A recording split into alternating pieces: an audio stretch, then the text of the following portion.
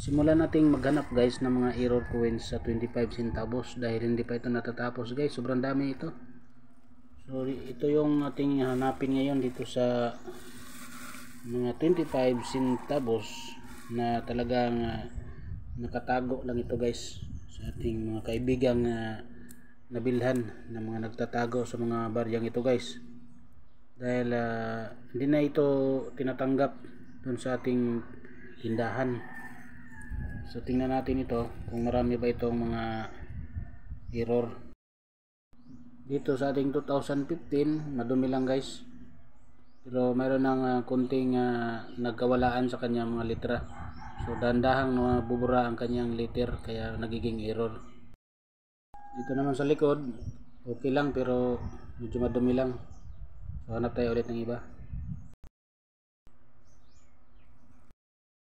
Dito sa ating 2014 guys, nabubura na ang kanyang date dito, yung buntot ng 4 at saka yung 0 medyo nabubura na, at saka yung mga litra dito guys. So tingnan mo mabuti guys, oh yan. So medyo nabubura yung pinaka guhit niya ng mga liter katulad dito bay dito sa babaw, kaya nagiging error siya guys dahil sa katagalan siguro ito guys. Hindi naman sinasadya yan na mabubura yan. Dito naman sa likuran ay madumi lang guys. So marami pa ito guys, oh. Ito guys 1995.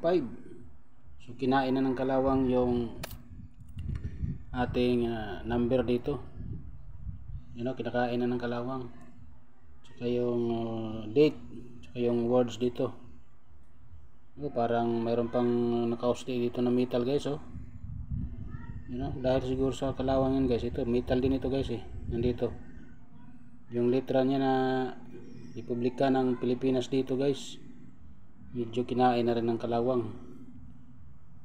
So nagiging error na talaga. Dito sa likuran medyo mababasa pa naman yung litra tsaka yung year na 1993, medyo okay pa naman. Dito sa harap ang sobrang dami ng error niya guys, oh. So yung number 2 niya mayroong lumulubo na bakal siguro dito dahil sa kalawang yan guys, tsaka ito kinakain na ng kalawang. So ito ay napakagandang error guys kapag nilinis natin ito, pero hindi tayo basta basta maglinis kasi baka magasgasan ito guys. Ingatan natin dahil kung tayo ay maglilinis, ingatan natin ang ating barya para hindi masisira, dahil talagang napakataas ang ganitong klase na pagkaka-error. Mataas ang bintahan ito guys.